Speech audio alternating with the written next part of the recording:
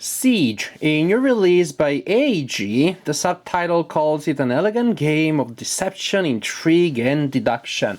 I find that description to really fail to capture the spirit of the game. I probably would have described it as a 2-minute game of complete randomness, but I'll show you how the game works and you'll let me know what you think, and you'll see for yourself.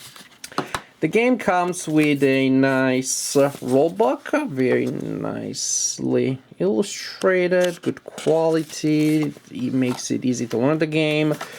An area for expansions. So finally there is a list, an explanation, at least theoretically, for the fact that the AEG has been giving us a lot of air, a lot of empty room in their boxes lately. And then you have this deck of cards, or I should say the stack of decks of cards. With the exception of the color, the game pretty much is a series of sets of cards, and each set is exactly the same. It represents various characters in a medieval court. And again, the color changes. Other than that, the illustration and the effects and the numerical values are the same. I call them cards, but I don't even know that that's the accurate term. These are pretty much rectangle of sturdy plastic, very good quality. I mean, you could use one of these to like slide it, in a door and enter a secret government facility. I don't know, the kind of stuff that they do in movies when they open doors with, not exactly with these cards, but with their functional correlative, with something like that. The game, you have your 6 cards, 1, 2, 3, 4, 5, 6. You can use the 7th one, which is considered optional. Let's say that you use it, and the farmer is the one considered optional.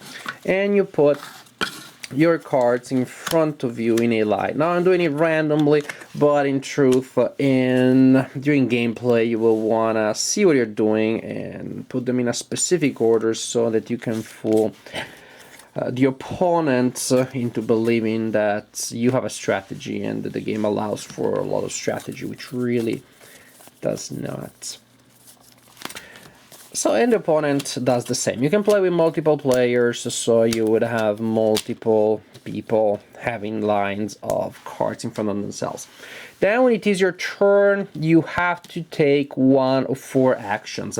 A very common action is to go into siege. So you look at one of your cards, you choose one of your cards, and you send it by a card of the opponent. Now, that card is under siege, and your card is the besieger, is in siege. And that's an action, that's the end, and that's the end of your turn, because each turn you only have an action. Another and maybe then the opponent will do the same with me. Then another action that you can take is to attack. When you're attacking, you reveal the card that you're using as an attacker. The opponent looks at their cards without showing it to you. And if the numerical value of that card is equal to or higher than mine, then the defender wins. I'm just told, nope, not enough. Your card is not good enough to defeat me. Then the attacker is defeated and the card of the attacker is removed. But suppose that the opponent has a card there that has a lower value, in which case the opponent shows this to me, and the attacker wins, still storming the walls of the enemy castle with a chancellor is very hard. So the winner, the attacker, is removed anyways.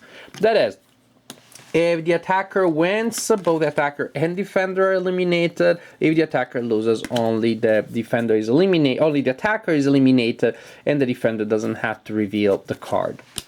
As simple as that. I may also, for an action, sacrifice a card which is not under siege. Then I flip it face up, and I use the ability that is printed here. For example, the courtier allows me to force an opponent to sacrifice a card, and play continues from the targeted player. But I have to sacrifice this card to do so. You sacrifice a card to perform its effect. Or another ability here, the target card must retreat. Another thing is because of the game effects, there may be a card which is besieging an empty space, and that's just embarrassing. And then your mandatory action in that case is to fall back, that is to return to your line. You can put your card anywhere you want. So those are 4 actions: go into siege, attack, fall back if you have to, flip a card face up, and resolve its effect. As for the effects, the farmer has none and has a value of 0. It's just there to distract you. The gatekeeper has a combat value of 5 when on the border of the player's castle. Otherwise, he's 2. He's a good defender, but not a good attacker. And this is the only card that has a spatial value, that is, it matters where it is. So pretty much when I'm asking, oh, who knows where he put his cards, there's only one question I'm asking myself. Is the opponent bluffing and putting the gatekeeper not on the edges, or is the player using the gatekeeper at the best of its possibilities and putting the gatekeeper on the edge? Other than that, everything else can be anywhere in the castle. The knight has the power. You can lose the knight to save the defending card in this player's castle. So you can remove the knight to save your king, for example. The knight also is the only one that is really strong in combat. The king, when you lose your king, you lose the game. So you never send the king out to attack, because even if the king kills somebody, well, there's no satisfaction because the king is lost and you lose the game. If the attacker always loses, remember. So the king does nothing. He's just sitting there and hoping to be attacked by characters with a value lower than 4.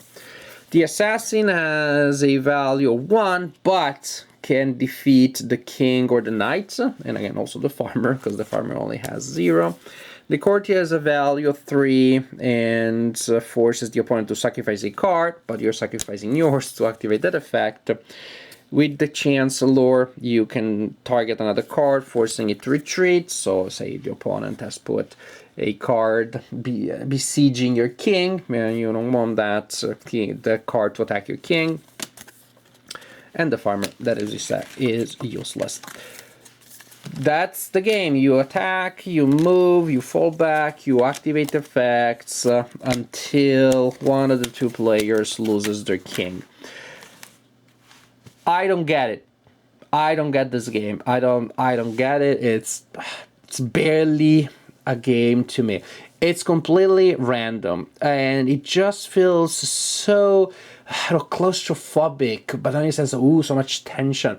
It just feels like there isn't much to do. I feel like trapped in a box of very few options, and as soon as you do an action or 2 actions, the game is pretty much over. I don't know, it's hard, for example, to figure out a good opening strategy. I could attack you. Let's put the cards face up so you get a better sense of the problem here, of how this is a game that doesn't let you do much. Pretty much that's the problem that I have with the game. The flow of the game is I'll take an action or 2, and if I'm lucky, I win, and if not, I lose. And again, when I win, I don't feel like, woohoo, oh my gosh, my strategy completely outwitted my opponent. I got lucky, or my opponent got lucky. Why? When I'm attacking, opening, there's no reason to send this guy out, because what am I going to do? Maybe to force the opponent to attack it, but really, the guy will just sit there. At some point I will attack and already know that the opponent will say, no, you lose. So what's the point of sending this guy out? This guy is just a sitting duck. The assassin, I'm not going to send out the assassin now, because assassin only is powerful against 2 cards, so what is the point of doing that? The king cannot do anything. The gatekeeper, again, if I send it out to attack, is almost certain to lose. The gatekeeper will only win against the assassin and against the farmer. Even another gatekeeper, and not even on the edge, will win.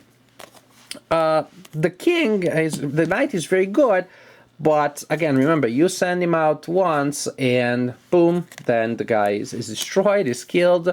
Maybe you also kill somebody in the process, but then you expose your king.